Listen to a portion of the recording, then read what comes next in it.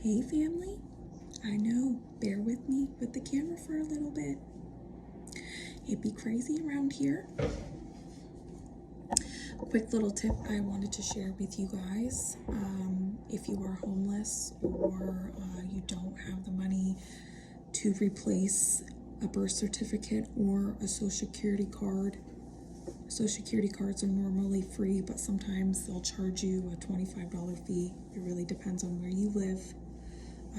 I can help you try to get that figured out. So, if you're currently working with someone in the homeless shelter, you have a case manager that they assigned you to.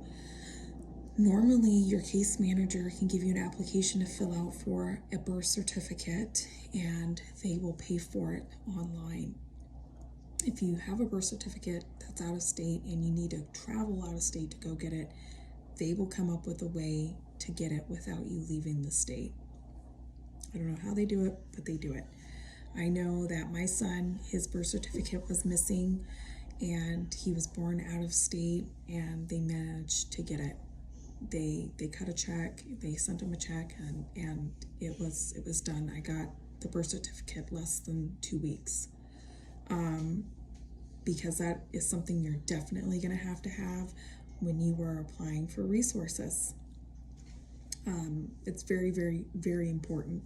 They want to see proof and documentation and things like that when you are entering a homeless shelter or low-income housing, or it's just really good to have it. So the Social Security card normally takes longer than 2 weeks. My luck, I've waited 6 weeks for a Social Security card. It just really varies on where you live, and since COVID is here, it may be a delay in that. So what you need to do is you need to fill out an application, which they will probably print you one out, or you can do it yourself at the local library or online. You probably don't have a printer, so it's just easier to get a printout from your case manager or from a friend or a family member.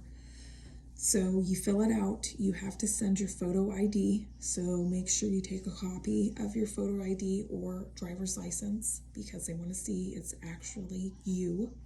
May be different because COVID is lifting. I don't know, you may be able to do it in person. The last time I checked, you had to mail it in. You mail it in, and I know there's a $25 fee here. There is. If there is a fee, you basically just fill it out, hand it over to your caseworker. If you are at a homeless shelter, or you hand it over to a DSHS worker or Department of Agriculture, really depends on what resource you're going to have it paid for. Local churches, I know Salvation Army at one point in time used to help with pays for birth certificates and social security cards. I'm not sure if they do that anymore or not. And another thing I wanted to touch bases with you too is, if you don't have a driver's license for whatever reason, or an ID card, the state can help you pay for that fee.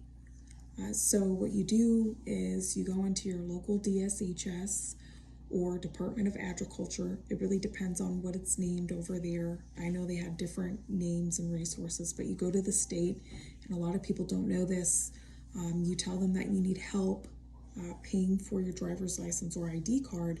They'll give you a form to fill out, and they'll hand you a waiver to take over to the Secretary of State or the DMV, whichever one it's called in your state.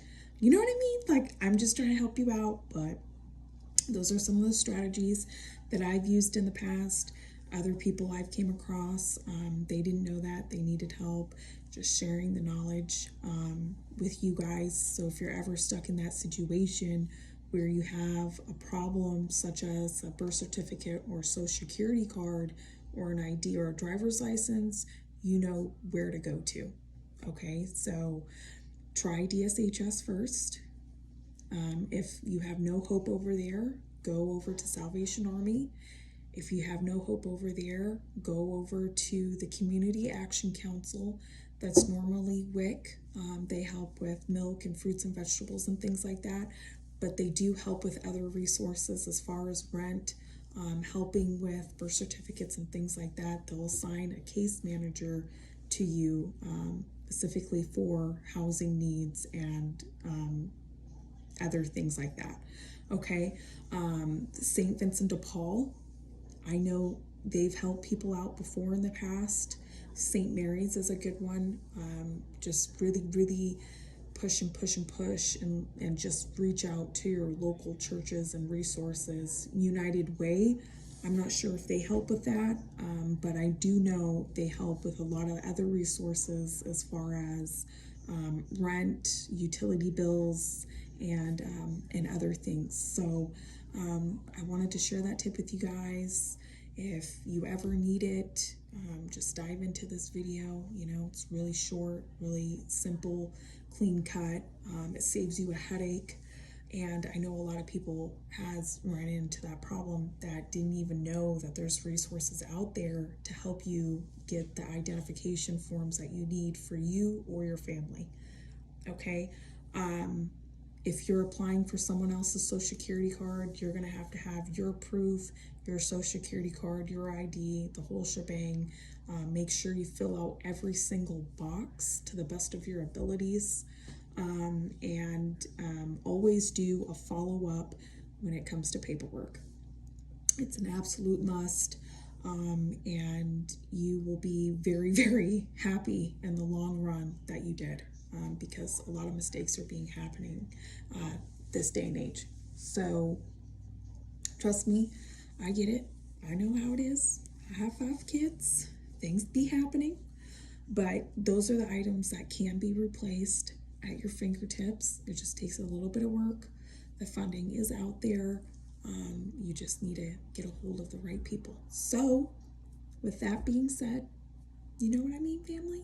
It's time for me to get out of here, go back to my household chores, you know, like I normally do, take care of the kids, and I hope this helps you because it definitely helped me a lot. And when I was searching around to find some videos or resources about how to get certain things paid for because I didn't have the money, or how to solve a problem of a homeless situation that I was having, the lack of information was out there. So I really want to share certain tips and strategies and journeys that I've had, you know, through just with my own life, right?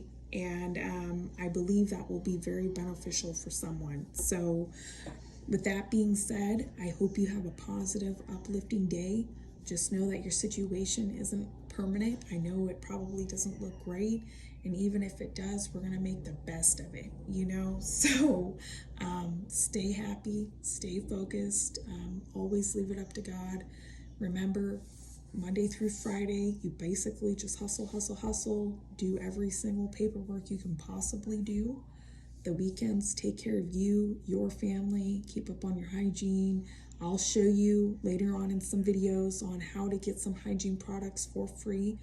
And how to get clothes for free within your local area. Really just depends on where you live. Sometimes you may have to travel a little bit, but since we're working within a budget, we're gonna make the best out of it. Anyway, my name is Olivia Summers. Thank you so much for listening, and I'm so excited to have you a part of this journey, a part of my life as we're growing every day. All right, thanks.